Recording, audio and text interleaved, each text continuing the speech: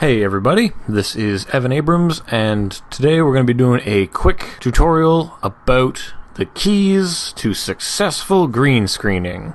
That's a play on words because when you green screen things, you're doing what we call Chroma Key.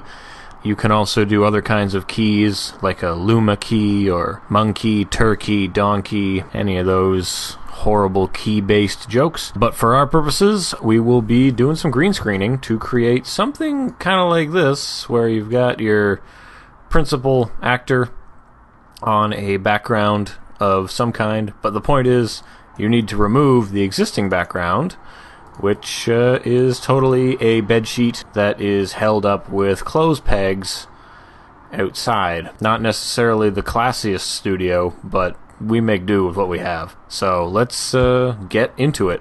Step one is to go outside and film something. Now, this is less than ideal footage to work with. Not gonna lie, this is actually pretty bad to work with, so you'll get to see a few tricks to getting the most out of your keying.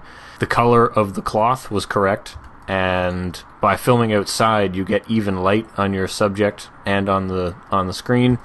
In a controlled environment, you would want to have no wrinkles at all, and you would want your subject and green screen to be evenly lit. You can see some shadows here that I'm not happy about, but other than that, I think, because I've already done the project, I think I know it'll work out. Whatever your workflow is, you're going to want to take your clips and you're going to want to make them new compositions. So you make your new composition. We only need to really apply one effect, and don't type effect.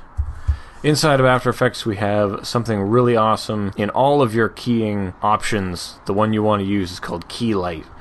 And Key Light has actually won a lot of awards. It's probably one of the best companies. It's the best piece of software available. And it's yours free when you pay $1,000 for After Effects. The first thing you want to do is view the final result, and you would like to pick the color of your screen. You want to pick one of the mid-tones of your screen. So here's kind of the brightest and here's kind of the darkest, but this looks kind of like a pretty good mid-tone. Whoa! Oh man, I think we're almost done. Look at that. Did you see how much of the screen just disappeared?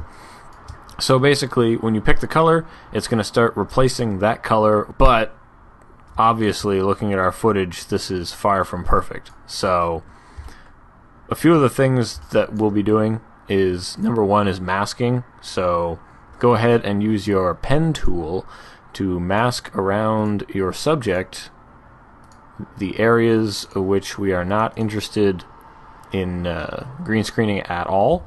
In our case, it is everything outside the bounds of the green screen. The camera doesn't move, it's locked off, so we're kind of safe there, but, does us no good to try to chroma key out this. That's a yard. Come on, get real. Have a mask, have it set to add, and your subject may wander around and go outside of the bounds, so you're going to want to keyframe your path just to make sure that it's coming in there. But this is not about masking, it's about chroma keying, so let's do that. Here, where it says final result, we're interested in looking at the screen matte. Now in this view, we see black and white. White is what will remain visible, black is what will become invisible. Right now, there's too many white flecks out here in that area. So we don't care about screen gain, we don't care about screen balance. Those are for totally different problems. We care about the screen matte. And in particular, we care about the clip black and clip white. Now, when you adjust these, you'll see, whoa, hey, that's pretty good. Looks like I'm getting rid of a lot of it.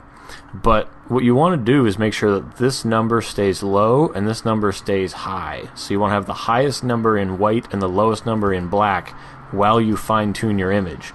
Now the best way to do that is to hold down Command on the Mac or Control on the PC and then click and drag this slider so it adjusts it in smaller amounts. I think it goes by 0.1 instead of by a full 1, and this will allow you to get a little bit more fine control, getting rid of all of these little problems. You want to mask out as many as possible, and as a general rule of thumb, you don't want to have this number go higher than 25, but we're all the way up to 35.7 here, and I'm not even sure if we got all of our problems, because you'll have to scrub through to make sure that you got everything you need. So don't just go by one frame or you'll be sorely disappointed. As you can see, some of the motion is causing something to show up here that we know should probably be opaque. So start bringing down the white clip here. I think that's about got it. Feeling positive. And one of the things you want to maintain is kind of a soft border in here, because it could look incredibly unnatural otherwise. So we've done that. Let's have a look at the final result. See how we feel about the final result. Overall, very positive, in fact. And what remains to be done then is to go have a sandwich, because you just chroma keyed the shit out of this. Let's just go ahead and make a new solid. Let's make it a red solid. This will give you an idea of what, you know, the background might look like, what your spill is going to be like.